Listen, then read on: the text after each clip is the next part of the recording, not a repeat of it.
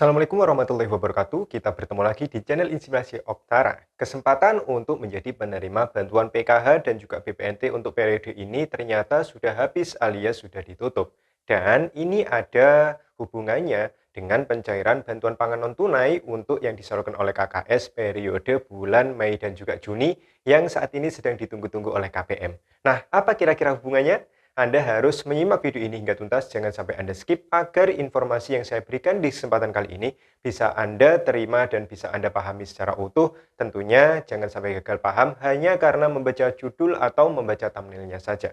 Oke, langsung saja ya. Sebelum saya membahas hal tersebut, saya ucapkan terima kasih kepada Anda, para subscriber channel Inspirasi Oktara. Bagi Anda yang telah subscribe channel ini, lalu juga aktif menonton video-video yang saya sampaikan di channel Inspirasi Oktara. Dan juga saya ucapkan terima kasih bagi Anda yang senantiasa meramaikan kolom komentar di setiap video yang saya unggah. Terima kasih atas segala bentuk support dari Anda. Jangan lupa untuk membagikan channel Inspirasi Oktara kepada teman, kerabat maupun sahabat Anda agar harapan ke depan channel Inspirasi Oktara bisa berkembang lebih baik lagi dan tentunya lebih besar lagi.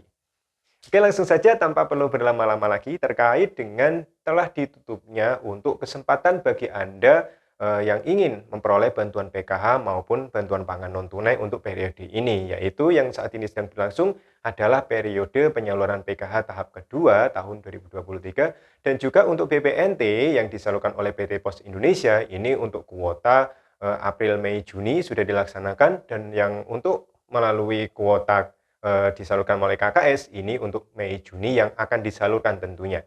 Nah, bagaimana hubungan dari kondisi tersebut? Nah, beberapa hari yang lalu ketika dilaksanakan penyaluran bantuan tambahan beras 10 kilogram untuk tahap ketiga atau tahap yang terakhir oleh Badan Pangan Nasional melalui PT Pos Indonesia, saya mencoba untuk berkoordinasi dengan pihak kelurahan yang saya dampingi saat itu. Nah, sambil menunggu ya, sambil memantau bagaimana sih penyaluran dari penyaluran beras ya, bantuan beras 10 kilogram untuk kuota yang terakhir ini, ternyata alhamdulillah untuk hasil monitoring yang saya lakukan, penyaluran bantuan ekstra beras 10 kilogram di tahap terakhir yaitu untuk alokasi bulan Mei ini berjalan dengan lancar dan dari jadwal yang ditentukan yaitu dari jam 8 pagi hingga jam 3 sore ternyata belum sampai zuhur ini sudah selesai ya, kira-kira jam 11 setengah 12 ini sudah selesai. Nah, sambil memantau akhirnya saya memutuskan untuk berkoordinasi ya dengan salah satu pendamping yang juga kebetulan memegang wilayah dampingan yang sama seperti saya. Oke.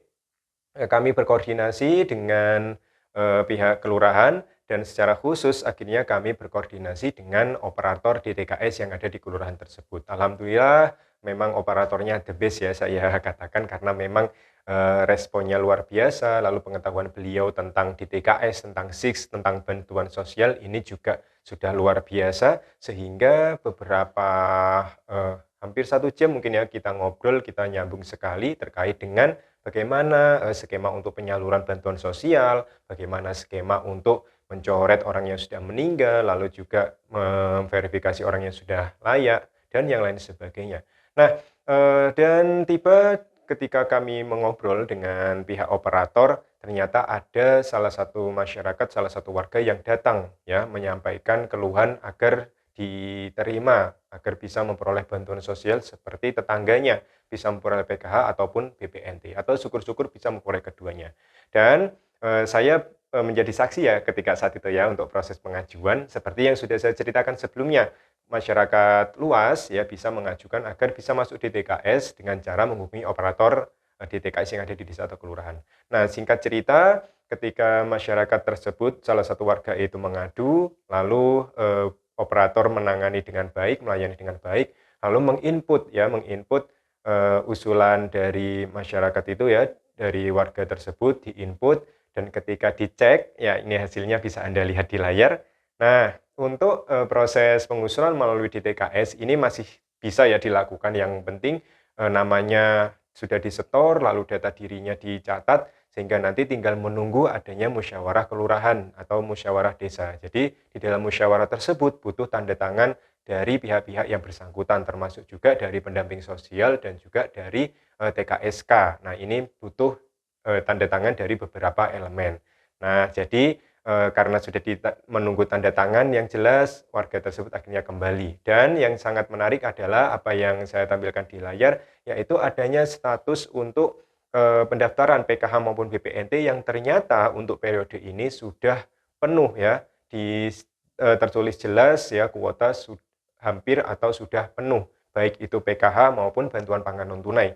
Sehingga secara otomatis bisa dikatakan bagi Anda yang bantuan PKH-nya mungkin saat ini masih zonk, tetap Anda tunggu sampai akhir bulan Juni, sehingga nanti ketika di bulan Juni kemungkinan tidak ada pencairan, misalkan dana Anda masih zonk juga, berarti bisa dikatakan kemungkinan besar Anda tidak dipilih untuk menjadi penerima PKH di periode ini. Karena apa? Karena hasil cek dari operator DTKS yang ada di kelurahan dampingan saya, ternyata untuk proses pengajuan agar bisa memperoleh bantuan PKH dan juga BPNT ini sudah penuh kuotanya. Nah, dengan otomatis ya, untuk posisi saat ini berarti di tingkat Kementerian Sosial Republik Indonesia untuk penerima PKH sudah genap 10 juta dan untuk BPNT ini sudah genap 18,8 juta. Jadi 18,8 juta untuk BPNT. Sehingga bagi yang ingin memperoleh bantuan PKH ataupun BPNT untuk kuota susulan, secara otomatis ada kemungkinan besar ini tidak bisa dilakukan. Ya, bagi yang ingin memperoleh bantuan sosial, tetap saja bisa mengajukan agar setidaknya bisa masuk ke dalam DTKS terlebih dahulu.